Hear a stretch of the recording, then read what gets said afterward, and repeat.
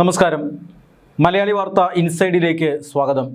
ഇന്നലെ രാജ്യ തലസ്ഥാനത്ത് അരങ്ങേറിയ CJPയുടെ നേതൃത്വത്തിലുള്ള പാർലമെൻറ്റ് മാർച്ച്, ആ മാർച്ചിനെ തുടർന്നുള്ള അക്രമ സംഭവങ്ങൾ, ഇതിനെ പലരും പല രീതിയിൽ വിലയിരുത്തുകയാണ്.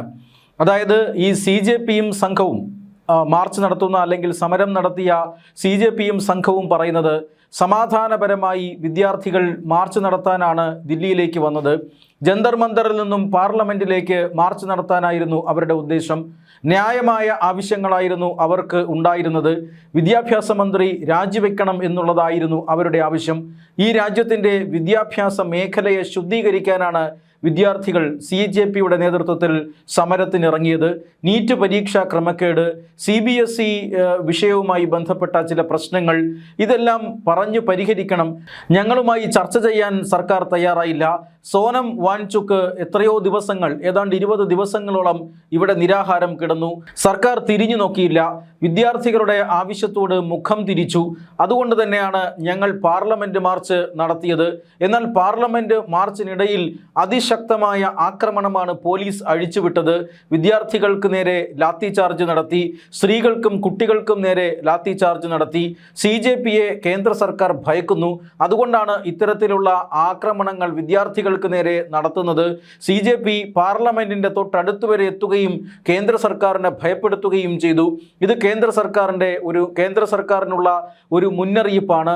ഈ മുന്നറിയിപ്പ് അനുസരിച്ചില്ല എങ്കിൽ ഇത്രയും സമാനമായ രീതിയിൽ, ഒരുപക്ഷെ ഇതിനേക്കാളും അപ്പുറത്തേക്കുള്ള സമരവുമായി CJP രംഗത്ത് വരും. ഇത് എന്നൊക്കെയാണ് ഇത്തരത്തിൽ CJPയും സംഘവും, അതായത് സമരത്തെ അനുകൂലിക്കുന്നവർ നടത്തുന്ന പ്രസ്താവന.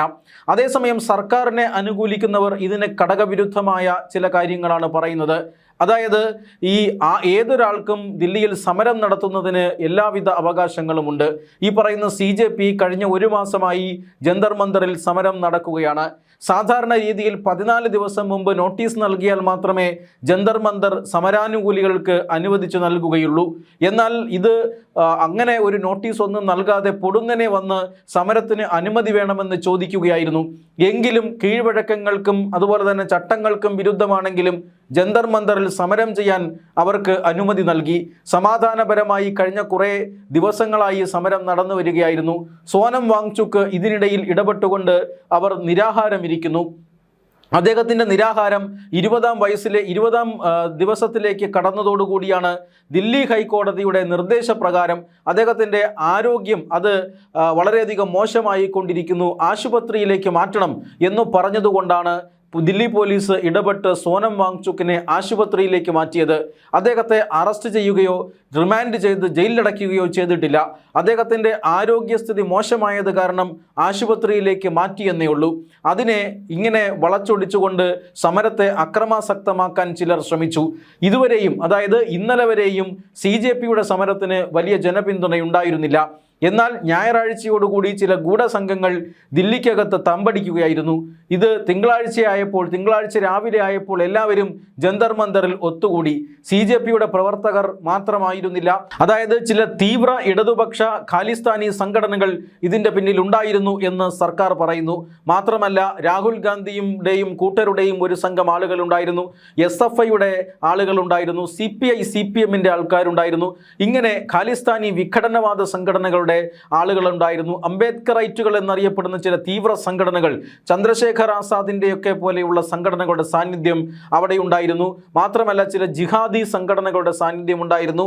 ഫോറിൻ ഫണ്ട് കൈപ്പറ്റുന്ന ചില NGOകളുടെ സാന്നിധ്യം അവിടെ ഉണ്ടായിരുന്നു.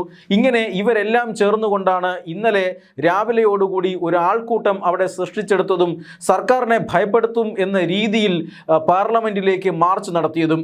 സർക്കാരിൻ്റെ അനുകൂലിക്കുന്നവർ പറയുന്നത് പാർലമെൻറ്റിലേക്ക് മാർച്ച് നടത്താൻ ആരും അനുമതി ചോദിക്കുകയോ ആരെങ്കിലും അനുമതി നൽകുകയോ ചെയ്തിട്ടില്ല. ഇന്ത്യൻ പാർലമെൻറ്റും പരിസരവുമെല്ലാം ഹൈ സെക്യൂരിറ്റി സോണാണ്. അവിടേക്ക് ഇങ്ങനെ ഒരു ജനക്കൂട്ടത്തെ ഒരു കാരണവശാലും അനുവദിക്കാൻ കഴിയില്ല. ആ ധർമ്മം മാത്രമാണ് ദില്ലി പോലീസ് ചെയ്തത്. ബലം പ്രയോഗിക്കേണ്ടി വന്നിട്ടുണ്ട്. അത് ഈ അക്രമകാരികൾ അല്ലെങ്കിൽ ഈ കലാപകാരികൾ ഇതിനു വേണ്ടി തുനിഞ്ഞിറങ്ങിയത് കൊണ്ടാണ്.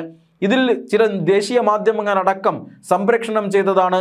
അതിനകത്ത് വളരെ തീവ്രമായ നിലപാടുകളുള്ള അക്രമികളുണ്ടായിരുന്നു. അവർ പറഞ്ഞത് ഞങ്ങൾ പാർലമെന്റ് ആക്രമിക്കാൻ പോകുന്നുവെന്നാണ്. മാത്രമല്ല നേപ്പാൾ ആവർത്തിക്കാൻ പോകുന്നുവെന്നും ഈ ഭരണകൂടത്തെ മറിച്ചിടാൻ പോകുന്നുവെന്നുമൊക്കെ പരസ്യമായി സമരാനുകൂലികൾ പറയുന്നത് ദേശീയ മാധ്യമങ്ങൾ സംപ്രേഷണം ചെയ്തിട്ടുണ്ട്. അതുകൊണ്ട് തന്നെ ഈ സമരം തീർത്തും ജനാധിപത്യ വിരുദ്ധവും നിയമവിരുദ്ധവുമായിരുന്നു. ദില്ലിയിൽ എവിടെയെങ്കിലും സർക്കാർ വിരുദ്ധ മാർച്ച് അവർക്ക് നടത്തണമെങ്കിൽ അവർക്ക് പോലീസിൽ നിന്നും അനുമതി വാങ്ങിക്കാമായിരുന്നു. പോലീസ് തന്നെ ഇങ്ങനെ ഒരു മാർച്ചിനുള്ള എല്ലാ സൗകര്യവും ചെയ്തു കൊടുത്തേനെ. ബാരിക്കേഡ് വച്ച് തടയുന്നിടത്ത് മാർച്ച് അവസാനിപ്പിക്കുക എന്നുള്ളത് ധാർമ്മികമായ ഒരു വിഷയമാണ്. പക്ഷേ അനുമതി തേടുകയോ അനുമതി നൽകുകയോ ചെയ്തിട്ടില്ല. തീർത്തും അനധികൃതമായിട്ടാണ് ഈ വലിയ ആൾക്കൂട്ടം ഭാരതത്തിൻ്റെ ഒരു ഹൈ സെക്യൂരിറ്റി സോണിലേക്ക് എത്തിയത്.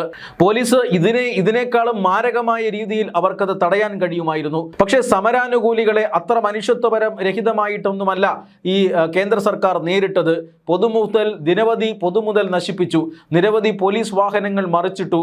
ഈ സൗന്ദര്യവൽകൃതമായ ദില്ലിയുടെ ആ റോഡുകൾ മുഴുവൻ ഇവർ വൃത്തികേടാക്കി. എന്നിട്ടും വളരെ ന്യായമായ രീതിയിൽ അല്ലെങ്കിൽ വളരെ സൗഹാർദ്ദപരമായ രീതിയിലാണ് ദില്ലി പോലീസ് ഇവരെ അവിടെ നിന്നും ക്ലിയർ ചെയ്തത് എന്ന് നമ്മൾ കണ്ടു.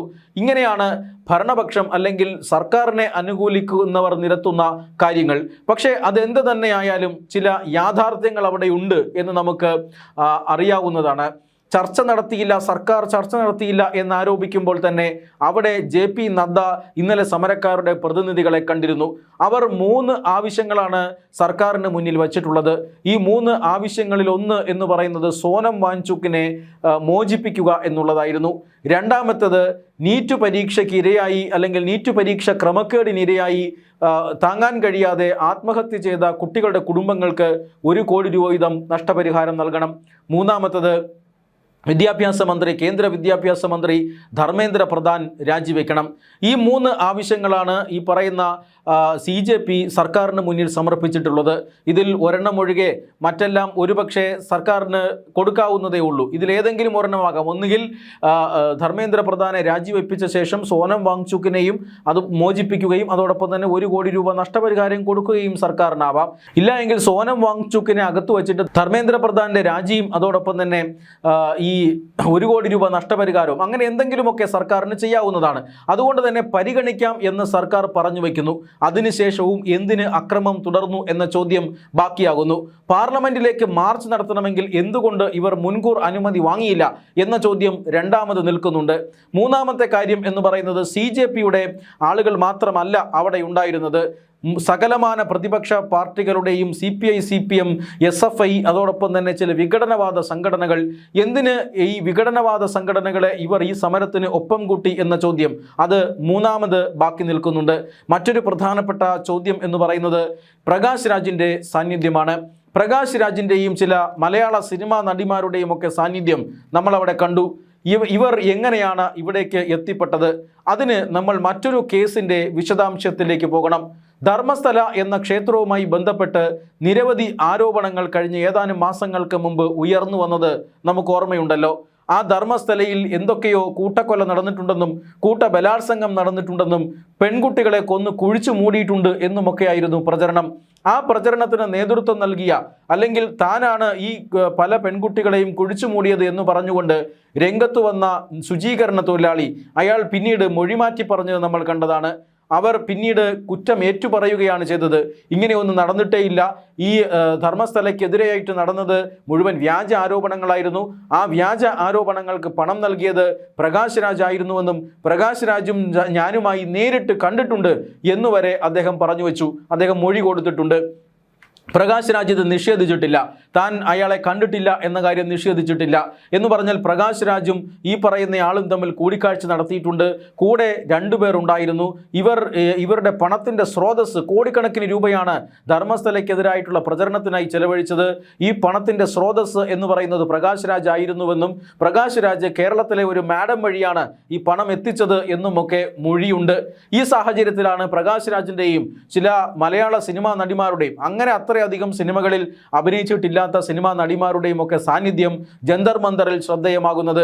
അതുകൊണ്ട് തന്നെ ധർമ്മസ്ഥല കേസുമായി ബന്ധപ്പെട്ട് ഇപ്പോൾ പുറത്തു വന്നിട്ടുള്ള പുതിയ മൊഴികളുമായി ഒത്തുനോക്കുമ്പോൾ ഈ പ്രകാശ് രാജിൻ്റെ റോൾ എന്താണ് ഈ സമരത്തിൽ നിന്ന് എന്ന് വ്യക്തമായി മനസ്സിലാക്കാവുന്നതേയുള്ളൂ. പ്രകാശ് രാജ് മാത്രമല്ല, ആം ആദ്മി പാർട്ടിയുടെ ഫുൾ സംവിധാനം, മുഴുവൻ ക്യാമ്പും ഇപ്പോൾ ഈ സ്ഥലത്ത് സ്ഥിതി ചെയ്യുന്നുണ്ട്. രാഹുൽ ഗാന്ധിയുടെ ടീം അവിടെയുണ്ട്, SFI, CPM, CPI എന്നിങ്ങനെ നിരവധി ആളുകൾ അവിടെയുണ്ട്. എന്ന് പറഞ്ഞാൽ CJPയുടെ ഇത്രയും കാലത്തെ സമരം എന്ന് പറയുന്നത് അത് സമാധാനപരമായിരുന്നു. പെട്ടെന്ന് ഈ സമരം അക്രമാസക്തമായിട്ടുണ്ടെങ്കിൽ ഈ നേരത്തെ പറഞ്ഞ ചില സംഘടനകളുടെ സാന്നിധ്യമാകാം അതിന് കാരണം. അതുകൊണ്ട് തന്നെ വിദേശ ഫണ്ട് അടക്കം ഈ സമരത്തിന് ഉണ്ടായിട്ടുണ്ട് എന്ന സൂചനകൾ കേന്ദ്ര അന്വേഷണ ഏജൻസികൾക്ക് ലഭിച്ചിട്ടുണ്ട്. അതുകൊണ്ട് തന്നെ CJPയുടെ കഴിഞ്ഞ ദിവസത്തെ സമരവുമായി ബന്ധപ്പെട്ടുള്ള വിദേശ സംഭാവന, പണം ഒഴുകിയതുമായി ബന്ധപ്പെട്ട വിവരങ്ങൾ, ഇതെല്ലാമാണ് ഇപ്പോൾ കേന്ദ്ര ഏജൻസികൾ അന്വേഷിച്ചു വരുന്നത്. നേരത്തെ ധർമ്മസ്ഥല കേസിൽ കേരളത്തിൽ നിന്നുള്ള ഒരു മാഡമാണ് പണം എത്തിച്ചത് എന്ന മൊഴിയടക്കം പരിശോധിച്ചുകൊണ്ട് ആ മാഡത്തിനെ അടക്കം നിരീക്ഷണത്തിലാക്കിക്കൊണ്ടുള്ള ഒരു വലിയ അന്വേഷണമാണ് ഇപ്പോൾ കേന്ദ്ര ഏജൻസികൾ നടത്തുന്നത്. എന്തായാലും കഴിഞ്ഞ ദിവസത്തെ ദില്ലി പോലീസിൻ്റെ ഒരു ഓപ്പറേഷന് ശേഷം ഇപ്പോൾ സമരാനുകൂലികൾ പാഠം പഠിച്ചിട്ടുണ്ട്. ഇന്നിപ്പോൾ സമാധാനപരമായിട്ടാണ് ജന്തർ മന്ദറിൽ സമരം നടക്കുന്നത്. അഭിജിത്ത് ദീപ്കെ എന്ന കഴിഞ്ഞ ദിവസം നിരാഹാരം അനുഷ്ഠിച്ചിരുന്ന CJPയുടെ സ്ഥാപകൻ ഇപ്പോൾ നിരാഹാരം അവസാനിപ്പിച്ചിരിക്കുകയുമാണ്.